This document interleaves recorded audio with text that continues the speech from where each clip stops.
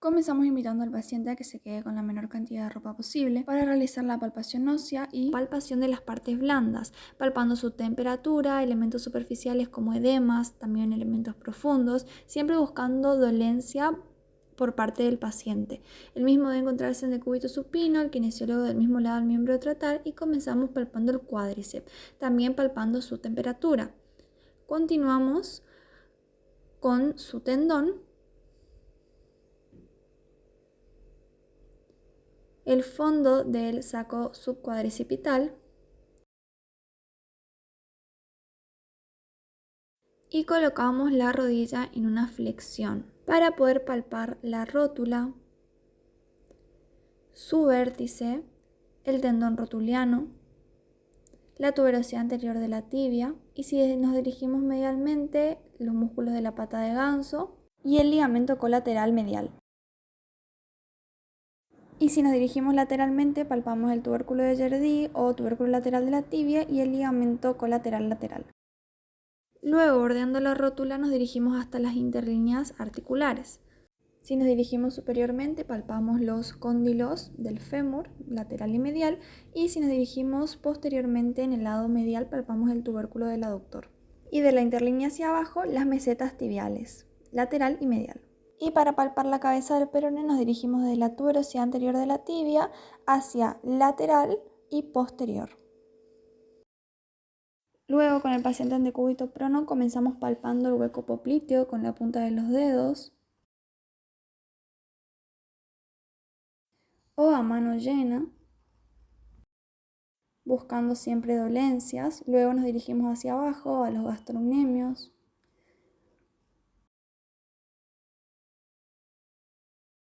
Después le pedimos al paciente que lleve la pierna hacia arriba realizando una ligera resistencia para poder palpar los tendones del semitendinoso, semimembranoso y lateralmente el bíceps femoral.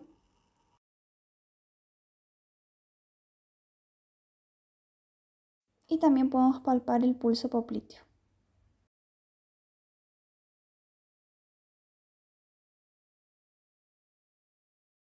La prueba de fluctuación nos permite determinar si hay algún incremento en el volumen del líquido articular. Para ello colocamos nuestra mano superior e inferiormente a la rótula y generamos movimientos de aproximación de ambas.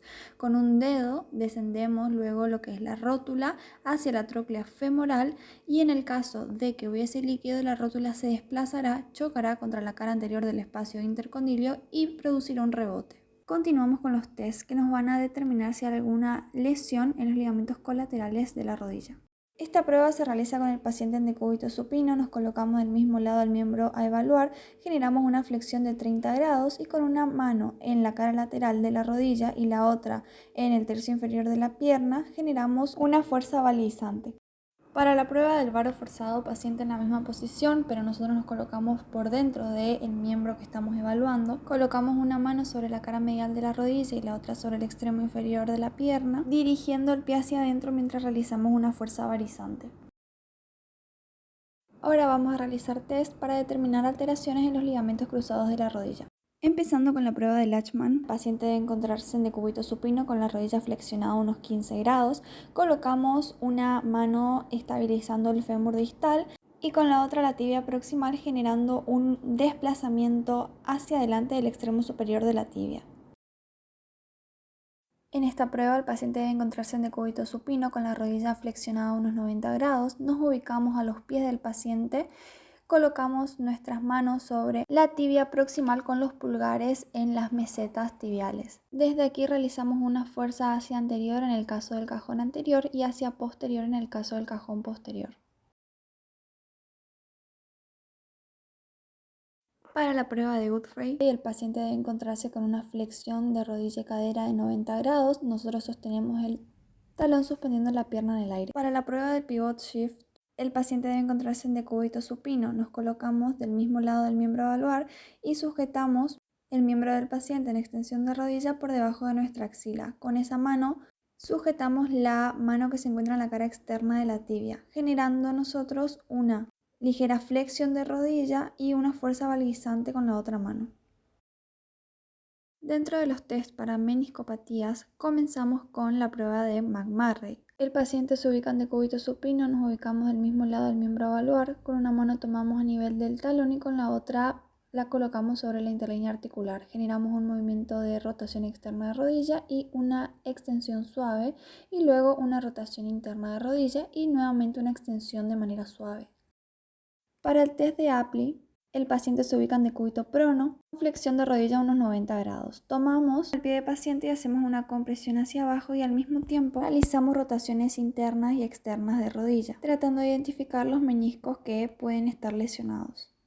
Para la contraprueba, el paciente debe encontrarse en la misma posición. Nosotros fijamos el muslo y generamos una tracción de la tibia a nivel del tobillo, generando también rotación interna y externa de rodilla. En la prueba de tesalia, el paciente se coloca en bipedestación sobre una pierna y nosotros nos ubicamos enfrente de él tomando sus manos, pidiéndole que gire su cuerpo, primero a la izquierda y luego a la derecha. Estos giros se realizan 3 veces en cada dirección y el paciente debe mantener la rodilla siempre en semiflexión. En la prueba de eje, el paciente se va a encontrar en una posición de semisentadilla, con los pies abiertos sobrepasando el ancho de cadera en unos 30 a 40 centímetros aproximadamente, y rotación externa, diciéndole al paciente que lleve los pies hacia adentro y hacia afuera. Para la prueba de flexión forzada, el paciente debe encontrarse en decúbito supino, nos colocamos del mismo lado del miembro a evaluar y generamos una flexión máxima que el talón contacte con la nalga. Esta prueba es positiva cuando el paciente siente sensibilidad o dolor al final del movimiento. También se puede realizar en una posición de cuclillas, donde le pedimos al paciente que realice esta acción y si no se produce dolor, que camine. Para la prueba de extensión forzada, el paciente debe encontrarse en decúbito supino. Nosotros tomamos a nivel del talón y realizamos una extensión máxima.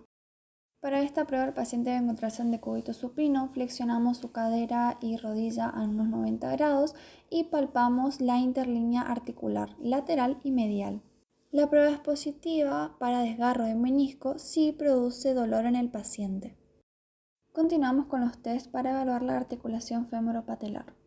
En la prueba de Fairbank, el paciente se debe encontrar en decúbito supino. Tomamos con una mano el miembro a evaluar del paciente por el tobillo y con la otra mano ejercemos una fuerza lateral sobre la rótula, flexionando lentamente la rodilla. Esta prueba es positiva si el paciente realiza una contracción repentina del cuádriceps, limitando la flexión de rodilla y aparte generando dolor por detrás de la rótula. Esta prueba determina la sensibilidad durante las actividades funcionales. En este caso le pedimos al paciente que suba un escalón y esta prueba es positiva si el paciente refiere dolor en la cara anterior de la rodilla al realizar el movimiento. Y en la prueba de extensión de rodilla, el paciente debe encontrarse sentado en el borde de la camilla. Con una mano fijamos el muslo por encima de la rótula y con la otra realizamos resistencia a la extensión.